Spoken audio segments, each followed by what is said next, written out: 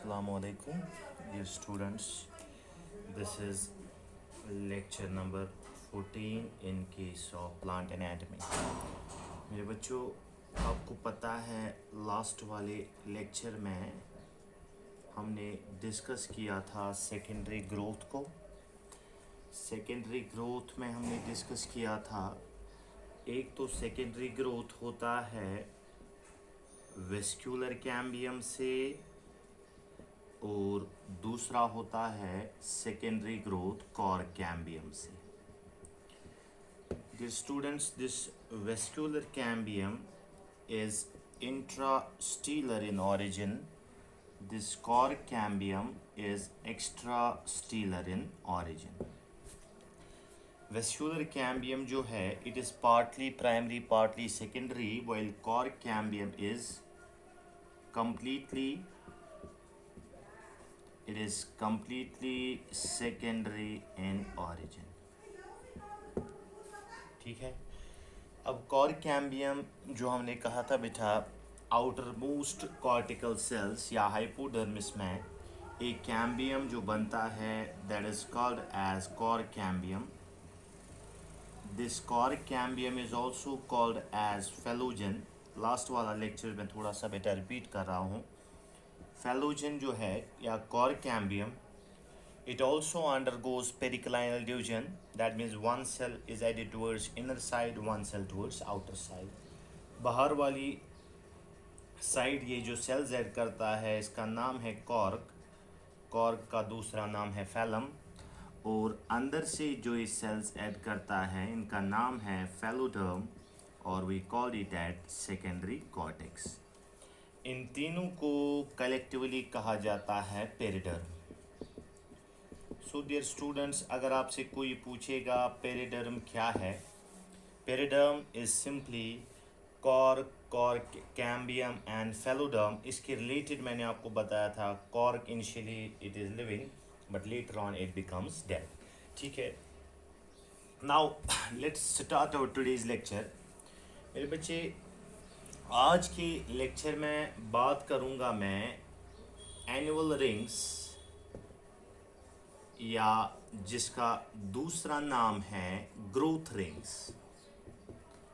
आज के लेक्चर में हम स्टार्ट करेंगे एनुअल रिंग्स, या जिसको हम बताते हैं बेटा growth ring. Now annual ring या ग्रोथ रिंग क्या होता है, इसको डिस्कस करने से पहले मैं आपको बताऊं बेटा, कैम्बियम जो है, वेस्क्यूलर कैम्बियम जो इंट्रास्टेलर रीजन में प्रेजेंट होता है, कैम्बियम की जो एक्टिविटी है, the activity of cambium is not uniform.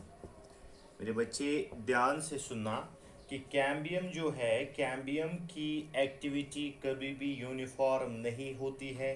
That means this cambium activity is affected. There are several factors is affected by some factors. कुछ फैक्टर्स है जो responsible है for the cambium activity. These factors can be physiological. ये factors physiological factors भी हो सकते हैं, ये फैक्टर्स एनवायरमेंटल भी हो सकते हैं. आज का लेक्चर बहुत इंपॉर्टेंट मेरे बच्चे. कैम्बियम की activity throughout the year uniform नहीं होती है. ठीक है. So the cambium activity is affected by physiological as well as the environmental factors. And this cambium activity is not uniform, especially in the temperate regions. मेरे बच्चे, temperate regions में क्यों नहीं? बिकॉज टेम्परेट रीजन्स में throughout the year temperature same नहीं होता है. Now the temperature in temperate regions, the climatic variation change. Winter में एक क्लाइमेटिक कंडीशन होती है और समर में एक क्लाइमेटिक कंडीशन होती है. That can I say that कि टेम्परेट रीजन में जो प्लांट्स होते हैं जिनमें सेकेंडरी ग्रोथ होती है, वहाँ कैम्बियम की एक्टिविटी यूनिफॉर्म नहीं होती है. तो यूनिफॉर्म जब नहीं होती है तो देखते हैं क्या होता है मेरे बच्चे. Now as far as this cambium is concern, vascular cambium की जो एक्टिविटी है, सो इस एक्टिविटी में क्या होता है, कैम्बियम की एक्टिविटी में एक type of wood that is called as spring wood. ठीक है. One type of wood is called as spring wood इस वुड का दूसरा नाम है अर्ली वुड। अब मैं आपको टाइप्स ऑफ वुड बताने जा रहा हूं। तो बेटा इस this type of wood is also called as early wood and another type of wood is called as autumn wood. Another type of wood is called autumn wood or autumn wood is also called as late wood. तो मेरे बच्चे spring would या autumn would क्या होता है? जाहिर सी बात है, मैं आपको बताऊं कैम्बियम की एक्टिविटी स्प्रिंग में ज़्यादा होती है। ठीक है, नाउ इन स्प्रिंग जो वुड स्प्रिंग में बनेगा उसको स्प्रिंग वुड कहा जाएगा और जो वुड ऑटम में बनेगा उसको ऑटम वुड कहा जाता है। अगर आपको बेटा याद होगा, मैंने आपको लास्ट टाइम कहा था सेकेंडरी ग्रोथ की एक ये भी डेफिनेशन है कि in secondary growth would is formed.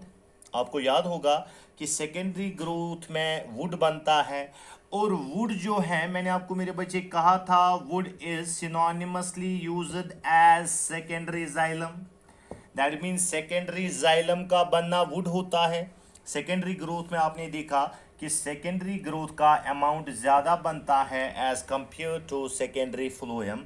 So secondary xylem जो होता है, क्या इसी को वुड कहा जाता है? मेरे बच्चे इस लेवल पे आप याद रखोगे कि सेकेंडरी ग्रोथ को ही वुड कहा जाता है, लेकिन वुड की डेफिनेशन मैं आपको बताऊंगा। ठीक है बेटा, वुड क्या है? All tissues inside vascular cambium is called as wood. All tissues inside vascular cambium is called as wood. मेरे बच्चे वेस्क्यूलर कैम्बियम के अंदर जो भी स्ट्रक्चर प्रेजेंट होता है उस स्ट्रक्चर को कहा जाता है वुड। और याद रखो मेरे बच्चे, इस जो भी टिश्यूज है इन सारी टिश्यूज में चूंकि सेकेंडरी जाइलम, इन सारी टिश्यूज में चूंकि सेकेंडरी जाइलम का अमाउंट ज़्यादा होता है as compare to others. In fact इसमें प्राइमरी जाइलम होता है, सेकेंडरी जाइलम होता है, पिथ होता है, लेकिन मेरे बच्चे चूंकि जो भी टिश्यूज वेस्क्यूलर कैम्बियम के अंदर है उसमें सेकेंडरी जाइलम का अमाउंट ज़्यादा होता है as compare to the secondary as compare to other tissues. That is the reason wood is synonymously used as synonymously used as secondary xylem. So बेटा कोई आपसे बताएगा वुड क्या होता है? All tissues inside vascular cambium is called wood और wood is synonymously used as secondary xylem. तो मेरे बच्चे देखते हैं वेस्कुलर कैम्बियम से ही वुड बनता है, ये तो अब आपको पता है। अब सिंपल सी बात है, इसमें कोई बेटा उतना सिट्रस देने वाली बात नहीं है। जो वुड मेरे बच्चे स्प्रिंग में बनेगा, द कैम्बियम जो वेस्क्यूलर कैम्बियम से जो सेकेंडरी जाइलम या वेस्क्यूलर कैम्बियम से जो वुड, दैट मीन जो सेकेंडरी ग्रोथ स्प्रिंग सीजन में हो जाएगी, सो उस टाइम जो वुड बनता है that wood is called as spring wood. और मेरे बच्चे ऑटम में, विंटर में कैम्बियम जो होता है ये लेस एक्टिव होता है। और बेटा जब ऑटम में जब कैम्बियम की वजह से, वेस्क्यूलर कैम्बियम की वजह से जब वुड बनेगा उस वुड को कहा जाता है ऑटम वुड। बहुत आसान मेरे बच्चे, स्प्रिंग वुड और ऑटम वुड क्या होता है? स्प्रिंग सीजन में कैम्बियम जो होता है, स्प्रिंग सीजन में कैम्बियम जो होता है, cambium is more active in spring. उससे क्या होता है? इन दिस केस स्प्रिंग में this the formation of large number of xylary elements, बड़े बड़े या ज़्यादा जाइलरी एलिमेंट्स प्रोड्यूस किए जाते हैं। वाइडर वेसल्स, मतलब वेसल भी अगर बनेगा तो उसका डायमीटर ज़्यादा होगा, वाइडर वेसल्स उस टाइम बन जाएगी। सो बेटा at this time the wood so formed it is called as spring wood. मेरे बच्चे इस टाइम, इस सीजन में जो वुड बनेगा उस वुड को कहा जाता है स्प्रिंग वुड। ऑटम में कैम्बियम लेस एक्टिव होता है, विंटर में कैम्बियम लेस एक्टिव होता है। उस टाइम मेरे बच्चे जो सेकेंडरी जाइलम बनेगा उसमें जाइलरी एलिमेंट जो होंगे वो वाइडर नहीं होंगे बल्कि वो नैरोवर होंगे। वाइडर नहीं होंगे तो वो, बल्कि वो क्या होंगे मेरे बच्चे? वो नैरोवर होंगे। So the wood which is formed in the autumn, it is called as autumn wood. मेरे बच्चे, स्प्रिंग वुड जो होता है, स्प्रिंग वुड का कलर लाइट होता है, ऑटम वुड का कलर डार्क होता है. I repeat, spring wood is lighter in color, while as autumn wood is darker in color. And both these woods, ये जो बेटा secondary xylem है, they are arranged in the form of concentric rings. For example, ये spring wood है, इसका color light है. इसके बाद autumn wood होगा, इसका color dark है. इसके बाद फिर से स्प्रिंग वुड होगा, इसके बाद फिर से ऑटम वुड होगा. तो मेरे बच्चे, आई होप कि आपको स्प्रिंग वुड और ऑटम वुड समझ आया. मेरे बच्चे, यहाँ बात आ गई एनुअल रिंग या ग्रोथ रिंग के बारे में. ठीक है. Now as I said that, जब स्प्रिंग वुड बनेगा, स्प्रिंग वुड का लाइट कलर होगा. उसके बाद स्प्रिंग वुड के बाद एक वुड बनेगा जिसका नाम है autumn wood. Autumn wood darker in colour होगा. So one ring of spring wood plus one ring of autumn wood, इसी को कहा जाता है एनुअल रिंग, या मेरे बच्चे इसी को कहा जाता है growth ring. Now for example, this is a spring wood which is lighter in colour. ठीक है. और उसके बाद डार्कर रिंग होगा, it is called as autumn wood. उसके बाद फिर से लाइटर वन होगा, दैट इज स्प्रिंग वुड. उसके बाद फिर से डार्कर होगा, दैट इज ऑटम वुड. मेरे बच्चे, यहाँ जो है बेटा, one ring plus one ring of spring wood, one ring of autumn wood, it is called as one growth ring और वन एनुअल रिंग. मेरे बच्चे याद रखो, इसी को कहा जाता है annual ring. And age of the tree, याद रखो मेरे बच्चे, age of the tree can be calculated. Age of the tree को कैलकुलेट किया जा सकता है by calculating the number of growth rings. ऐसा नहीं करना है spring wood plus one autumn wood, ये एक रिंग, ये एक ring, this is one growth ring. So ये एक रिंग, ये एक ring, this is one autumn ring. So इस प्लांट का जो लाइफ स्पैन होगा, वो जाहिर सी बात है वो 1 ईयर होगा. अगर मेरे बच्चे आपने अपनी विसिनिटी में देखा होगा, किसी जगह प्लांट्स को काटा हुआ है, किसी डाइकॉट प्लांट को आप देखो बेटा, अंदर से easily you can easily find these growth rings. easily आपको ये आइडेंटिफाई हो जाएंगे. This branch of biology in which age of the tree can be calculated by calculating the number of growth rings, this branch is called as dendrochronology. This branch is also called as dendrochronology. वो वाला branch जिसमें as of the tree को calculate किया जाएगा, इस branch को कहा जाता है डेंडरोक्रोनोलॉजी. ठीक है. स्प्रिंग वुड जो होता है, it is less denser, it is less denser. एक और पॉइंट ऐड कर दा, ऑटम वुड जो है, it is more denser. Spring would is less denser while autumn would is more denser. मेरे बच्चे, ये बात आ गई ये बात आ गई बेटा किसके related. This was all regarding the spring would, autumn would. So 2 types of would हमने डिस्कस किए. एक हमने डिस्कस किया स्प्रिंग वुड, दूसरा हमने डिस्कस किया ऑटम वुड. मेरे बच्चे याद रखो, अगर आपको बेटा एनुअल रिंग्स को काउंट करना है, ध्यान से सुना, अगर एनुअल रिंग्स को काउंट करना है तो यूजुअली फॉर एग्जांपल अगर ये एक ट्री है, eight the base of the stem इसको कट किया जाता है, बिकॉज मैक्सिमम ग्रोथ रिंग्स आपको बेस पे ही प्रेजेंट होंगे. आई रिपीट, अगर आपको ग्रोथ रिंग्स को बेटा कैलकुलेट करना है तो कहाँ पे किया जाता है, यूजुअली एट द बेस इसको देखा जाता है, because at the base you will find the maximum number of growth rings. But one interesting point, entrance related point मैं आपको बताऊँ कि ये जो बेटा ग्रोथ रिंग्स है स्प्रिंग वुड और ऑटम वुड का बनना, it is only in those plants which are present in temperate regions. These are only present in those plants which are present in temperate regions, because in temperate regions there are climatic variations. I repeat, there are in temperate regions there are climatic variations. No such growth rings are formed in tropical plants. कभी entrance में पूछा जाएगा कि growth rings जो है, growth rings are absent. Growth rings are absent in tropical plants. Now, reason you know that because in tropical plants there are no climatic variations. No climatic variations.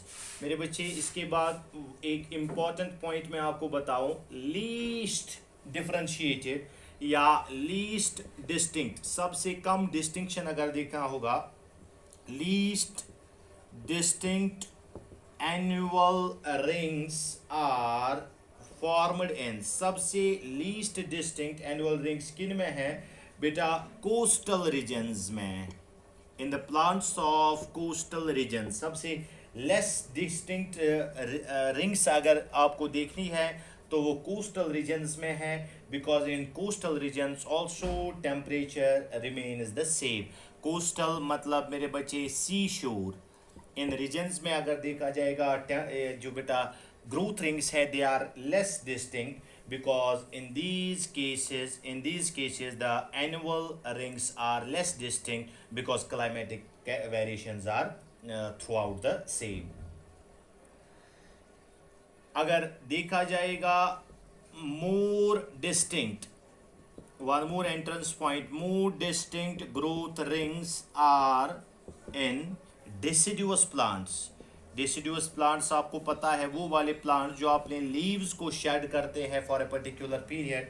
More clear rings या more distinct rings are present in deciduous plants as compared to evergreen plants. deciduous plants में ज़्यादा growth rings पाए, ज़्यादा distinct growth rings है as compare to the evergreen plants. Desert, ये मगर बात कर रहे हैं सिर्फ टेम्परेट रीजन्स की. डेजर्ट प्लांट्स में again less distinct. These are all entrance points. Desert plants में लेस डिस्टिंक्ट growth rings पाई जाती है. This is all regarding the spring wood and autumn wood. Let us discuss the another types of wood. मेरे बच्चे कुछ और types of wood देखते हैं. Now wood के और दो types है.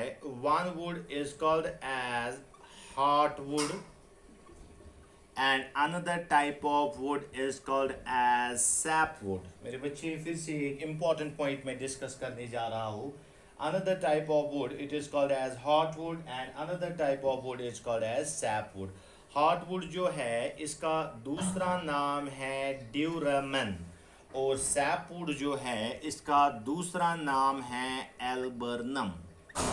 heartwood जो है इसका दूसरा नाम है ड्यूरेमन और सैपवुड जो है इसका दूसरा नाम है एल्बर्नम. मेरे बच्चे मैं आपको दिखाऊंगा हार्टवुड और सैपवुड क्या होता है. इनिशियली ये वेस्कुलर बंडल ऐसे था, इसमें ये था प्राइमरी जाइलम, ये था प्राइमरी फ्लोएम, ये था कैम्बियम. ठीक है, जब सेकेंडरी ग्रोथ हो गया तो क्या हो गया मेरे बच्चे? ये वेस्कुलर बंडल इंक्रीज हो गया. Now this is the primary xylem, this is the secondary xylem, ज़्यादा क्वांटिटी में बना. This is the secondary phloem and this is the primary phloem. ठीक है, ये तो हो गया बेटा सेकेंडरी ग्रोथ के रिलेटेड, सेकेंडरी ग्रोथ हो गया. नाउ ये जो बेटा सेकेंडरी जाइलम है जिसको सिनोनिमसली वुड के साथ इस्तेमाल किया जाता है. माय डियर स्टूडेंट्स, अगर इस सेकेंडरी जाइलम को देखा जाएगा, सेकेंडरी जाइलम का वो वाला पार्ट, सेंटर वाला पार्ट, सेकेंडरी जाइलम का वो वाला पार्ट जो कि टुवर्ड्स सेंटर होता है. सेकेंडरी जाइलम के मैं दो हिस्से करूंगा बेटा. सेकेंडरी जाइलम का वो वाला पार्ट अगर इतना यहाँ से यहाँ तक सेकेंडरी जाइलम है तो बेटा यहाँ से यहाँ तक सेकेंडरी जाइलम का ये वाला part, inner most part of secondary xylem which is darker in colour, innermost part of xylem, secondary xylem, which is darker in color. This type of secondary xylem is called as heartwood. आधा portion secondary xylem का जो lighter in colour होता है, this type of secondary xylem या this type of wood is called as sapwood. लेकिन मेरे बच्चे, why secondary xylem is differentiated into heartwood and sapwood? ठीक है, क्या रीजन है? Now as per as the secondary xylem is concern, मेरे बच्चे सेकेंडरी xylem में जो हार्टवुड होता है, हार्टवुड में जो बेटा ट्रैकीड्स या वेसल्स होते हैं, ध्यान से सुना, हार्टवुड में जो बेटा ट्रैकीड्स और वेसल्स होते हैं, इनमें क्या होते हैं? They are very strong because of very thick wall.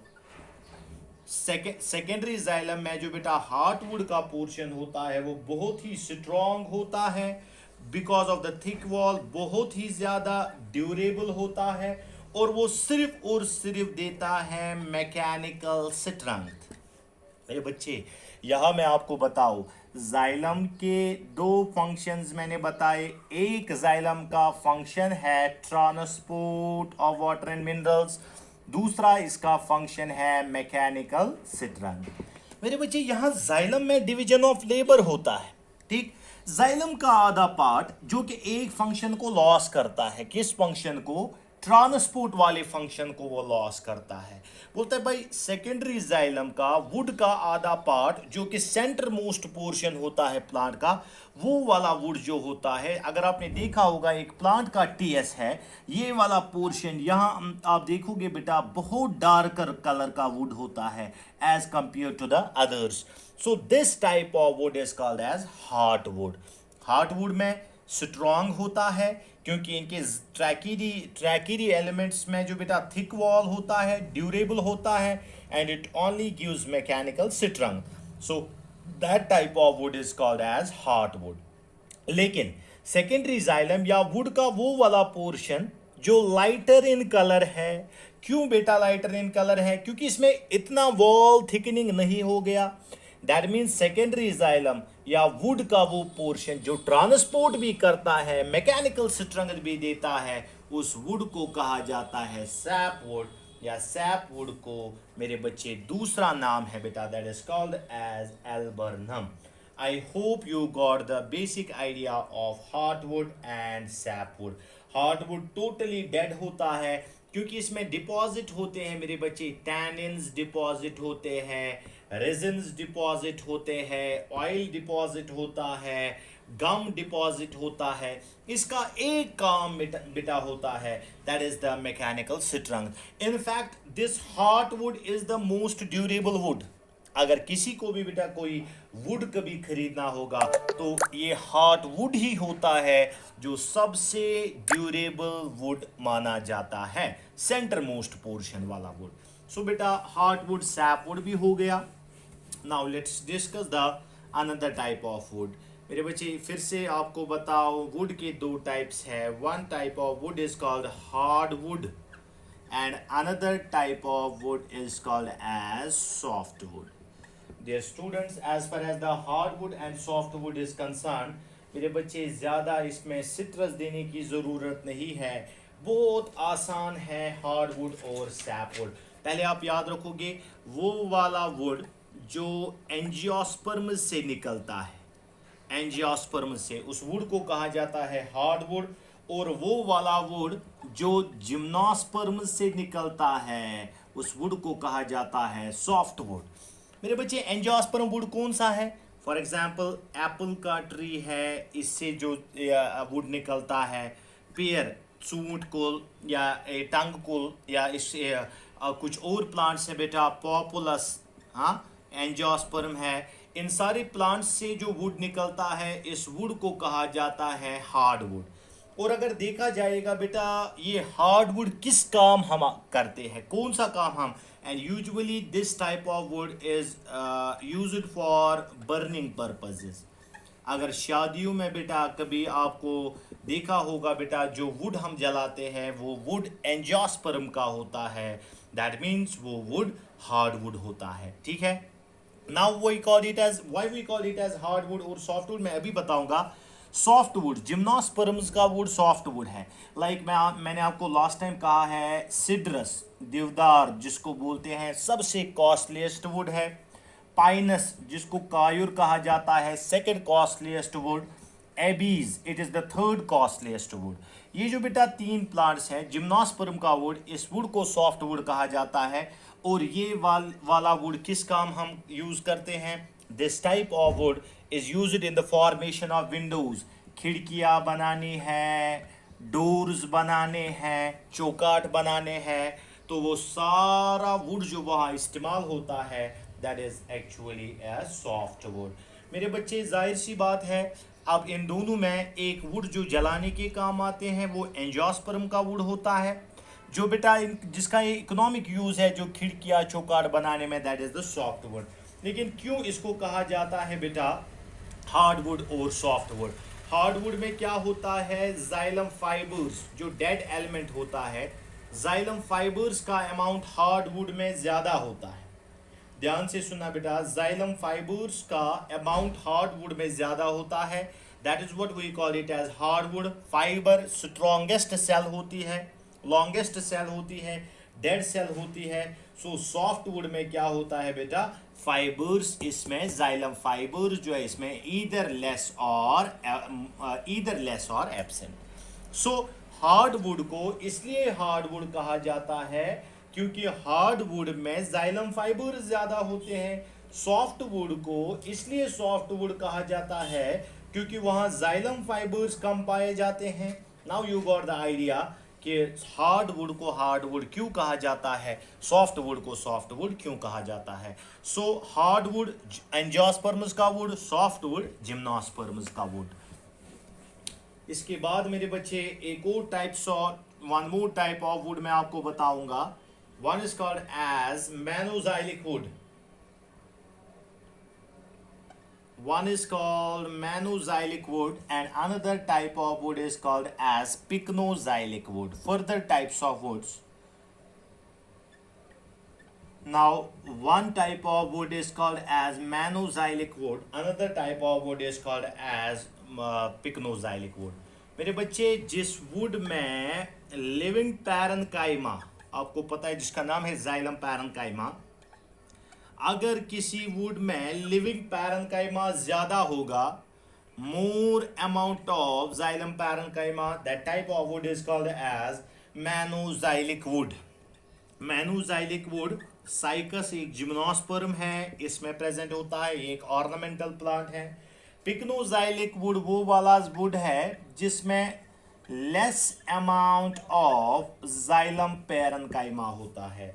This type of wood it is called as pycnoxylic wood, और majority of the plants contain pycnoxylic wood। ये तो बेटा एक्सेप्शनल है, majority of the plants contain pycnoxylic wood। I repeat, manoxylic wood वो वाला would जिसमें parenchyma का amount ज्यादा है, पिक्नोजाइलिक वुड वो वाला वुड जिसमें लिविंग पैरेन्काइमा कम है। सो मेनोजाइलिक वुड भी आ गया, पिक्नोजाइलिक वुड भी आ गया। इसके बाद बेटा एक और टाइप्स ऑफ वुड की बात करेंगे। One type of wood it is called as porous wood and another type of wood is called as non porous wood. Now one is called as porous wood and another type of wood is called as non porous wood. Porous wood वो वाला wood है जिस wood में vessels present होंगे।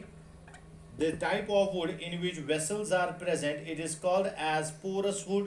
और वो वाला wood जिसमें vessels absent होंगे, that type of wood is called as non-porous wood।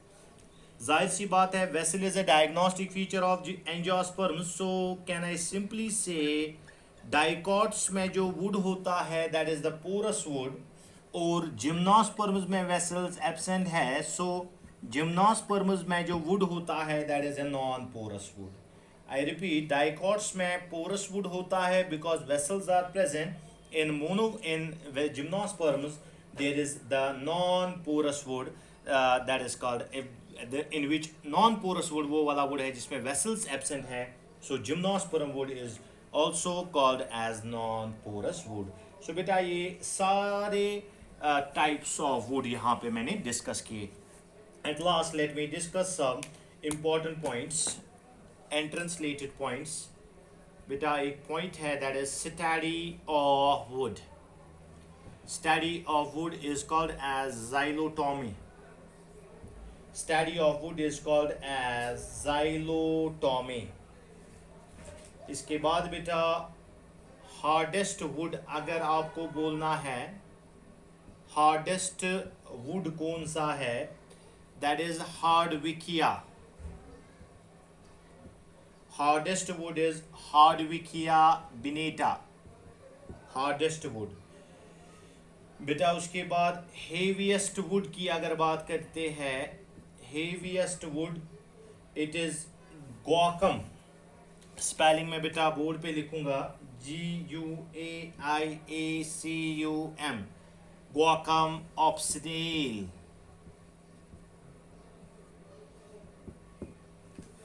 It is the heaviest wood. अगर मोस्ट ड्यूरेबल वुड जो सबसे कॉस्टलीस्ट होता है, it is Cedrus deodara. Cedrus deodara most durable wood, Cedrus deodara. Most heaviest wood it is Cedrus deodara. Bat किससे बनता है बेटा? Salix, cricket bat.